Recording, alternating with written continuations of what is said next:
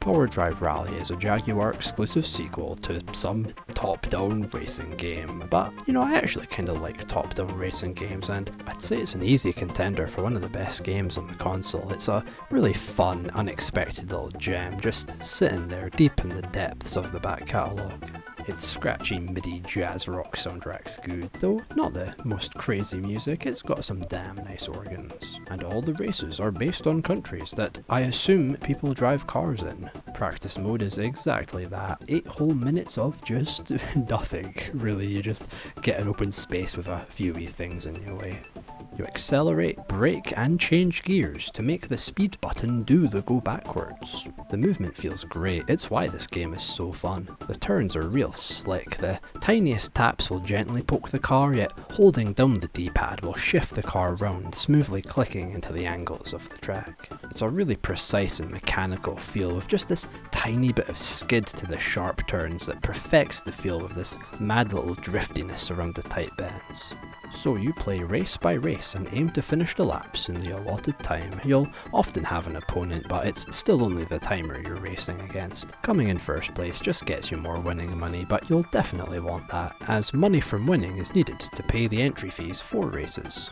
Money can also just be found lying around on the track in little shortcuts or awkward corners alongside speed boosts. If you fail to qualify any races, you need to pay the entry fee again, so money kinda acts like continues here, and it's smart, as money is also needed to buy faster cars and repair all y'all's parts. Not repairing them is an option, but the performance loss is very noticeable after a while. The speed you lose basically makes it impossible to win after too long of not fixing.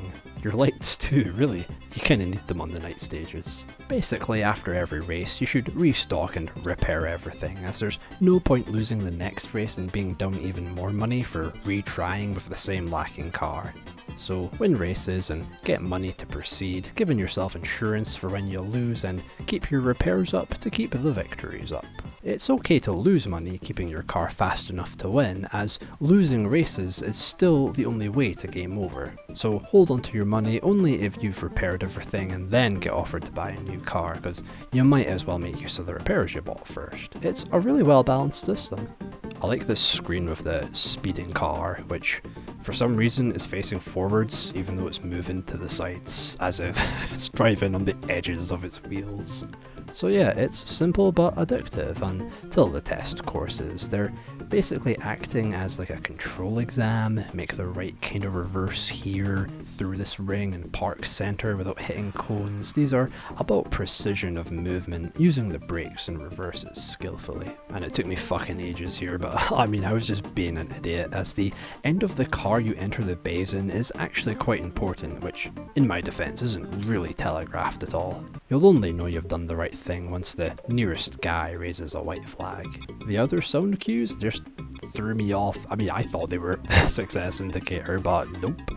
Even after learning this, these tests are still very finicky. Hitting any cone will reduce your time by 10 seconds, and you've barely just got about 10 or 20 to spare. They're a good change of pace, yeah, but I'd just have liked their goals to be a little clearer. But my bad, I guess. The tracks themselves are really good fun to race through. All the little houses, ponds, streetlights, bridges, parks and farms, and none of the visuals ever repeat. It's meticulously detailed.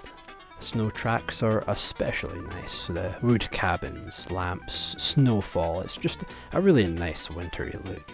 And good lord, I can't forget the co-driver bro. He tells you all the upcoming curves and directions like they do in actual rallies. Now, I'm no car guy, but it's actually pretty easy to pick up on what he's saying. He definitely completes this game's feel, and I just found it funny that this random dude's voice just kinda exists in this game, constant overpowering to everything else. But I swear, I actually understand the fucking rally talk now, the hairpin rights and K lefts and shit, damn. But yeah, it's a pretty vividly detailed game, really gorgeous sprite art overall. The amount of screen you'll see ahead of the car is just right too. You'll always feel like you know what's coming, yet it's still nicely centered for a good view on both sides of the track. It all just looks great, whether you're stopped to observe or just let it all blur into the passing scenery.